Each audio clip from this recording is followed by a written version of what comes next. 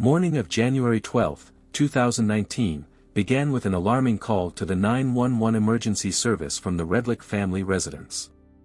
On the other end of the line was Danielle Redlich, who reported with pain in her voice that her husband Michael had died of a heart attack. However, when the police arrived at the scene, they were met with a completely different picture. The entire house was filled with blood, and the body of 48-year-old Michael Redlich had numerous stab wounds. The question arose, what really happened on that fateful night? To unravel this tangled story, we need to go back a few decades. The year 1996 became a turning point for 22-year-old Danielle when she met 43-year-old Michael. At that time, he was in a relationship with Danielle's mother, Caitlin Aquina.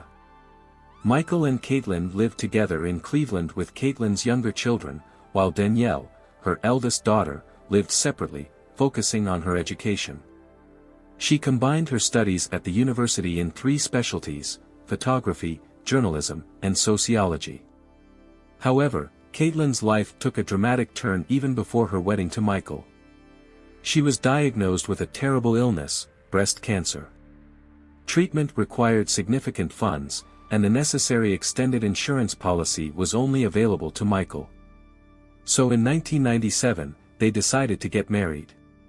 But, unfortunately, despite all the efforts of doctors, 46-year-old Caitlin died 2 years after the wedding. Michael, who was left alone with the children, turned to 23-year-old Danielle for help. He asked her to move in with him to assist in raising her younger siblings. Thus, Danielle, along with her brother and sister, found themselves in the same house where their mother once lived with Michael. Michael was making a successful career in professional sports, selecting talented players. Danielle, on the other hand, worked part-time at a bar at night. Michael became a frequent visitor to this establishment, where they would chat, and after her shift, they would spend time together. Gradually, they grew closer. Michael understood that working at a bar was not what Danielle dreamed of, and it could be dangerous for her. So he used his connections to help his stepdaughter find a job at an advertising agency. Despite the significant age difference, the relationship between the stepfather and stepdaughter began to grow into something more. Danielle saw Michael as a reliable support, a successful and wealthy man who was always ready to help and be her mentor. However, in the early years of living together, there was no romantic relationship between them. They simply took care of the children together, shared household chores, combining it with their own affairs. Michael was offered the position of vice president of corporate sales for the Memphis Grizzlies basketball team, but this required moving to Memphis, Tennessee. He suggested that Danielle and the children go with him. Danielle's family was unaware of their relationship at the time, so the girl wanted to keep it a secret. Initially, she refused, deciding to stay in Cleveland near her relatives to avoid gossip. Michael moved and started working in his new position but continued to maintain a relationship with his young lover, flying to see her every weekend. A year into such meetings, he invited Danielle to visit the cozy town on the banks of the Mississippi where he had settled. Michael confessed that he had bought a house there so that they could finally live together. Danielle was impressed by this gesture and agreed to move. Thanks to Michael's connections, she found a good job on the radio. In 2003, the couple had their first child, a daughter named Jaden. And a year later, they officially got married. It seemed they had a perfect relationship, a successful career, and a happy family life. But Michael couldn't shake the feeling of dissatisfaction with his job due to a change in team management, which cost him the opportunity for promotion. Around this time, the secret of Danielle and Michael's relationship was revealed to her relatives. They were shocked and outraged, considering it unacceptable and disgusting. Some even stopped communicating with the couple. And soon, another child appeared in the Redlich family, a boy named Sawyer. In 2009, Michael's former boss offered him a position on a new team. The man agreed, although it meant another move. They bought a house in California. But after a while, Michael was unexpectedly fired. He found himself without support again, which led to conflicts at work. Feeling undervalued, Michael fell into depression and began abusing alcohol. In the same period, Danielle also quit her job. For some time, the couple lived on savings, having to deny themselves many things. This became an additional burden for the head of the family. However, in 2014, luck smiled upon Michael again. He was offered a lucrative position in Indiana. It was necessary to move once more. Michael went first to get settled in the new place. Danielle and the children stayed in California to finish the house sale. This process dragged on for almost a year. The Redlich family's financial difficulties were left in the past, but distance and lack of communication sowed the seeds of in the couple's relationship. Michael and Danielle began to drift apart. Soon, Michael's health began to fail. An injury put him out of commission for an extended period, depriving him of the ability to work. Stress and tension provoked problems for the man, which he was afraid to tell his wife about for a long time, fearing condemnation and loss. But in the end, he confessed to Danielle, who, suspecting infidelity, was relieved by his honesty and supported him. Michael fell into despair, as even medications did not give the desired effect. The couple found a solution, a course of testosterone injections. But along with the restoration of male strength, Danielle noticed changes in her husband's behavior. He became more energetic, as if he had returned to his youth, but at the same time more impulsive and rough in relationships. In 2014, Michael took the position of sports mentor at the University of Florida. Colleagues noted that the transition from the NBA reduced the family's income, but the man deliberately took this step, tired of constant stress and frequent moves that negatively affected the children. From now on, his mission was to help students unleash their athletic potential. Michael dedicated himself to charity and continued to be a loving father. The Redlich family settled in sunny Florida. At first, they rented a house, and a year later, they decided to finally settle here and purchased their own home near Orlando, in the picturesque suburb of Winter Park. It was a real paradise with a warm climate, lush greenery, developed infrastructure, and a low crime rate. Their new Mediterranean-style home had 4 bedrooms, a spacious living room, an open veranda, and a backyard pool. The total area was 350 square meters.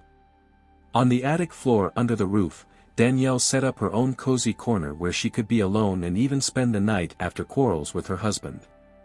Michael, as before, provided for the family, building his career, while Danielle quit her job. But despite outward prosperity, a crisis was brewing in the relationship. Testosterone injections, designed to restore Michael's physical shape, had a side effect: the man became irritable and aggressive. This, combined with his alcohol abuse, led to the couple sleeping separately. Danielle complained that during fits of anger, Michael repeatedly used force against her. She herself began to hit the bottle. People familiar with testosterone therapy confirmed that the often provokes aggression, which coincided with the changes in Michael's behavior. Rejuvenation had its dark side. Constant conflicts and misunderstandings led to Michael moving out from the family in 2016, although he continued to financially support the children and pay the bills. By that time, Danielle was already working full-time. The man had free access to the house and regularly visited. Gradually, the relationship began to improve, and Michael returned to the family. But in January 2018, Danielle accidentally came across her husband's correspondence with another woman, with whom he had had dates. She confronted Michael, who apologized, blaming it all on excessive testosterone, assuring that it was nothing serious. Danielle did not believe her husband's denials and decided to meet his mistress face to face. Suspicions were confirmed: they had a long-term relationship. A shocked Danielle kicked Michael out of the house and filed for divorce. But he denied all her accusations in every possible way. Michael begged his wife to change her mind, swore his love and desire to keep the family together for the sake of the children. In the end, he managed to convince her, but this decision proved fatal. After the reconciliation, Danielle accidentally came across Michael's personal notes hidden in a book. From the pages, she learned that her husband was planning a divorce, but the lawyers did not agree with some of the points. Perhaps he was just buying time to settle the formalities and not be left penniless. This discovery broke Danielle's heart. All this time, Michael had been leading her on. Danielle managed to find emails that irrefutably proved that Michael continued to secretly communicate with his mistress. This discovery was a real blow to the woman, because she sincerely believed that her husband loved her and wanted to restore their relationship. She was convinced that they could fix everything, but it turned out that all this time Michael was just using her. In his diary, instead of confessions of love, he described their marriage as 17 years of slavery, from which he finally dared to free himself. However, during the investigation, detectives noticed a strange feature: most of the correspondence was edited. It is quite likely that the criminal himself tried to justify his lies. Danielle firmly decided to cross Michael out of her life once and for all. She wanted him to get out of her house and never come back. The woman was determined to start from scratch and forget about this betrayal forever. She wrote an angry letter, which was later repeatedly referred to by the prosecution during the trial. It contained rather dubious statements and an obvious hint at the unhappy end of their relationship. On the ominous morning of January 12, 2019, around 9 o'clock, Danielle called the 911 rescue service and reported that her husband Michael had died of a heart attack. However, when the police arrived at the scene, they immediately had doubts about the truthfulness of the woman's words, because the man had died from a stab wound. As soon as law enforcement officers crossed the threshold of the house, they were hit by the pungent smell of household chemicals. Heading to the living room, they came across a bucket of bloody water. Someone was clearly trying to clean up traces of the crime. Danielle was the only one in the house, so there was no doubt, she did it. However, the woman chose the wrong time to clean up, because in the room, in a pool of his own blood, her husband's lifeless body was already lying. Nearby lay blood-soaked towels. Due to the huge amount of blood that was literally everywhere, the atmosphere in the house resembled a creepy scene from a horror movie. Blood samples were carefully collected for laboratory analysis. Later, the examination confirmed that it belonged to the victim. According to the widow, in the morning she allegedly found her husband already motionless and stiff. She said that she did not examine the body in detail, but simply assumed that the cause of death was a heart attack. However, it took the police one look at the crime scene to realize that it was murder. Blood was everywhere, and even with the naked eye, it was clear that the man had died a violent death. While communicating with detectives, the woman kept changing her testimony. Realizing that the version about a heart attack sounded completely implausible, she began to insist that her husband had allegedly taken his own life. But this story also looked extremely doubtful. Usually, for people choose simpler, faster and less brutal methods than inflicting numerous stab wounds on themselves. The deeper the police delved into the details of this case, the more obvious the woman's lies became.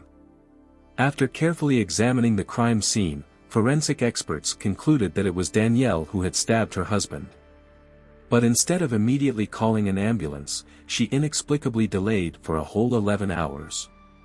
She explained her strange decision by saying that she could not recover from the emotional shock and simply fell asleep. Eventually, Danielle decided to supplement her story with new details. According to the woman, her husband was a cruel and aggressive man. He cheated on her and even raised his hand against her.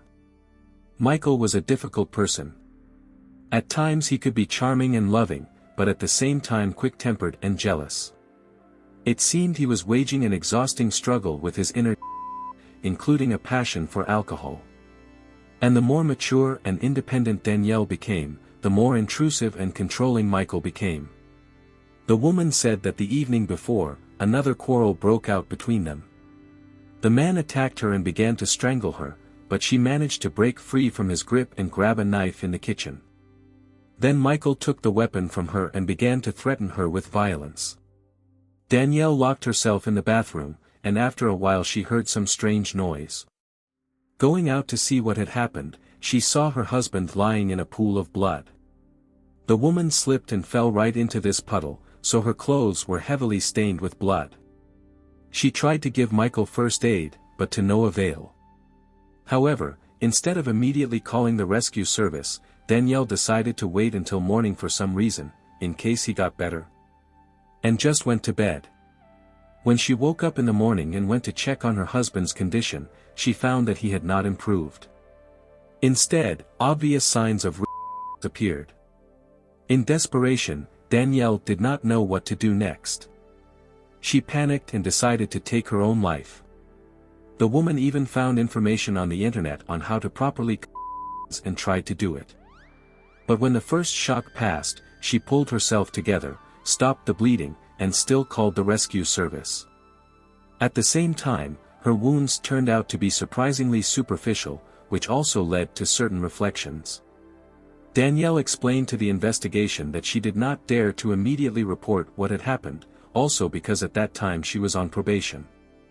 And all because shortly before the incident, she had a fight with friends right in the car. When she was detained, the woman refused to cooperate with the police, for which she later paid with accusations of hooliganism and resisting arrest. During the investigation, the detectives came to the disappointing conclusion that Danielle was not an angel at all. Back on December 5, 2018, she registered on a dating site, looking for connections on the side. This resource united single people with similar views and values.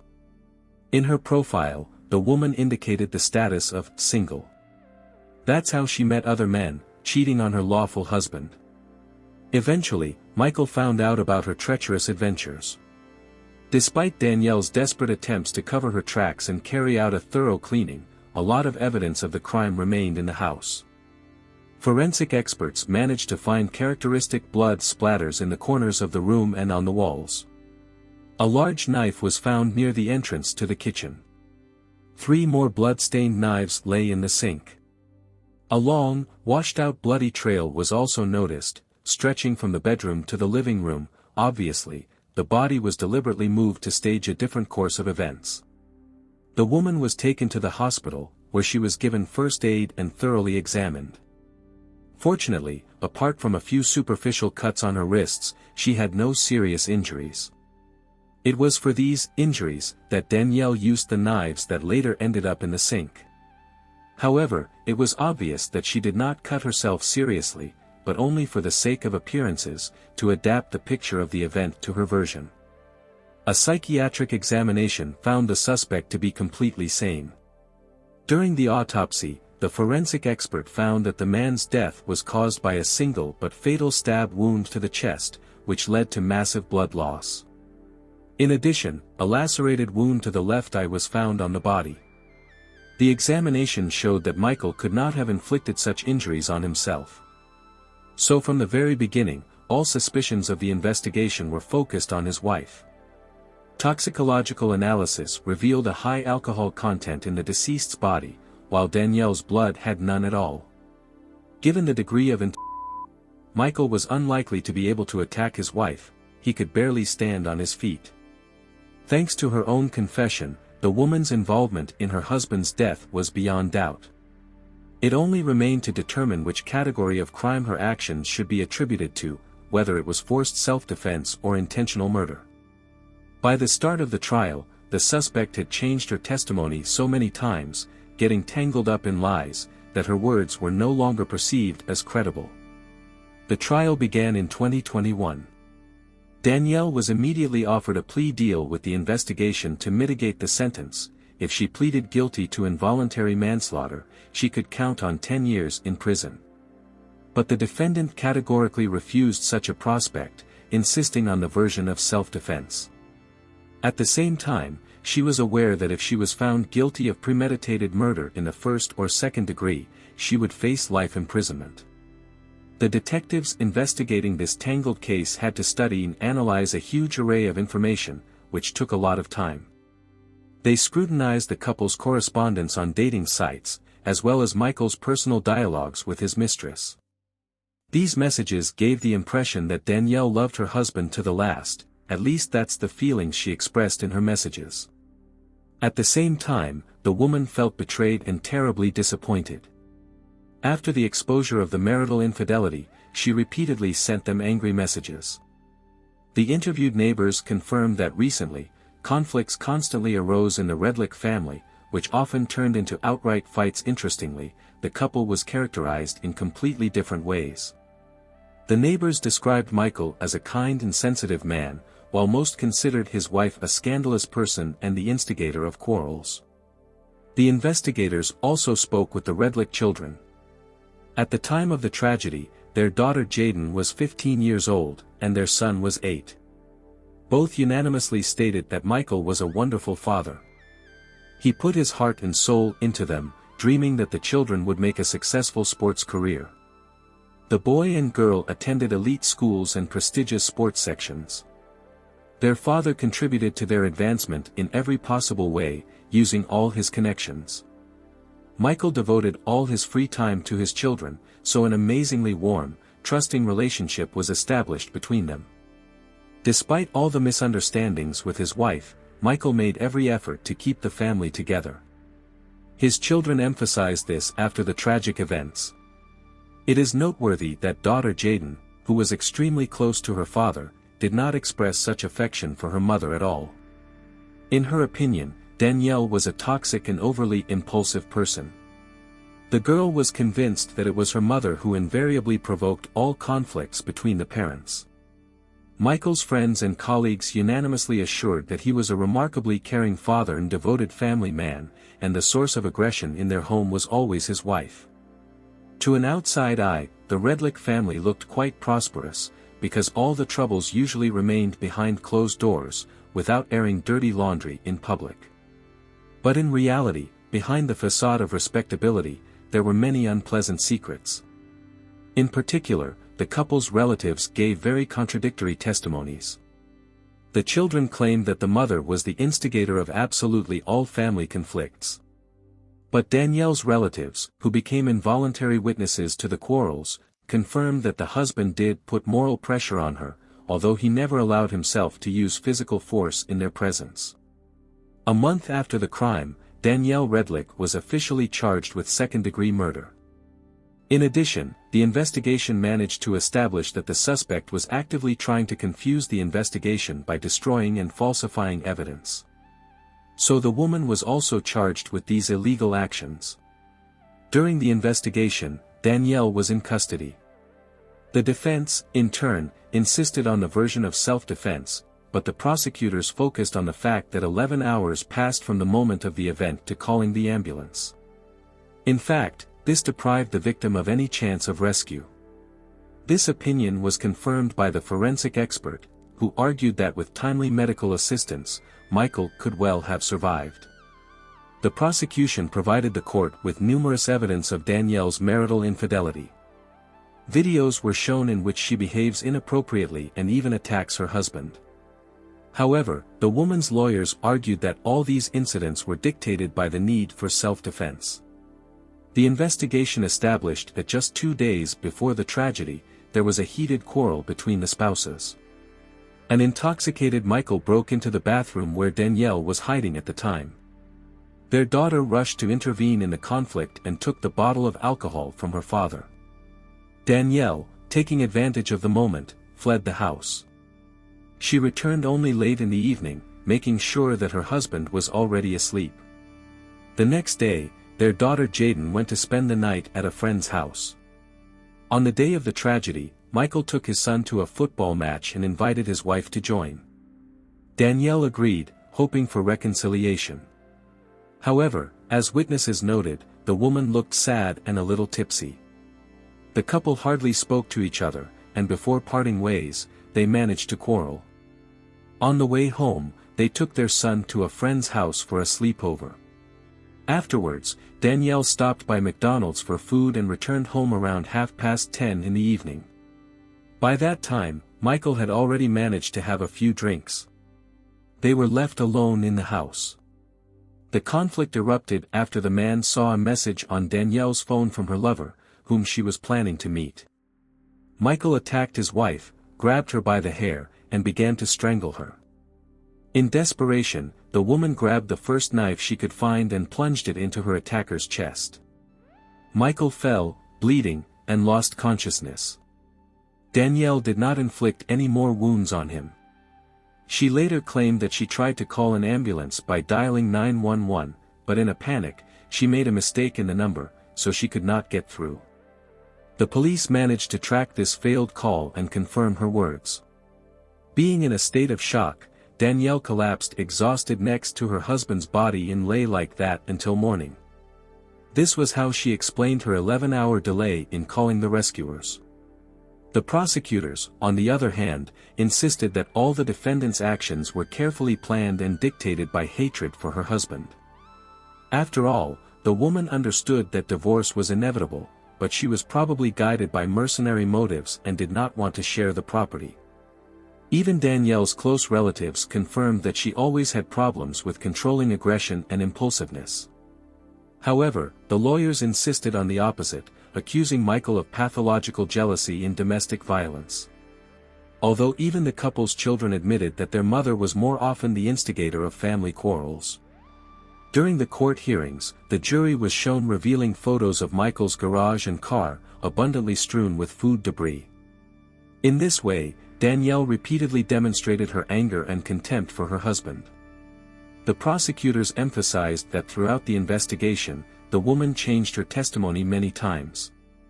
She destroyed evidence, thoroughly cleaned up the crime scene, obviously trying to confuse the investigation. This deprived her of any credibility in the eyes of the jury. The prosecutor was convinced that Danielle deliberately, in a fit of rage, took the life of her husband. Sudden outbursts of aggression, they say, were commonplace for her. Danielle publicly admitted that she lied about self-defense because she was afraid that no one would believe her. Allegedly, the lie was her panicked reaction to the fear of inevitable punishment. At the beginning of the trial, daughter Jayden testified against her mother, but later retracted her words. The girl stated that the incident with the broken bottle 2 days before the tragedy was the only act of aggression she had observed from her father for a long time. At the same time, Michael allegedly sincerely apologized to his wife for his behavior. These statements were confirmed by several witnesses, including the deceased's friends and his brother. One of Michael's friends said that he once joked that his wife was a real madwoman, but as long as he hid the knives away, everything would be fine. The defense, in turn, insisted that even when Michael was Danielle's stepfather, he obsessively pursued her, not giving the girl a pass. He allegedly completely subjugated her to his will, forcing her into an relationship. And then he took her to a strange city altogether, isolating her from family and close environment. Even the fact that on the fatal night the woman inflicted only one stab wound, according to her lawyers, testified in favor of the version of self-defense against a sudden attack by a man uncontrollable in his aggression. After hearing all the arguments of the parties, on June 17, 2022, the jury found Danielle not guilty of premeditated murder. The jurors agreed with the defense's version of forced self-defense. However, the woman was still found guilty of falsifying and destroying evidence, for which she was sentenced to 5 years of probation. At the same time, the court took into account the fact that while awaiting the verdict, Danielle had already served 3.5 years behind bars. The final verdict in this high-profile case was announced on August 5, 2022. The defendant was released right in the courtroom. The case of Danielle Redlich became a sad reminder that even behind the official facade of a respectable family life, terrible deeds can hide, harbored resentment, jealousy, anger, and violence. This case raised painful questions of domestic violence, toxic control in relationships, and the detrimental consequences of unresolved psychological traumas. Unfortunately, too often such stories have a tragic ending. I look forward to hearing your thoughts in the comments. Don't forget to subscribe to the channel and hit the like button. Until next time, friends.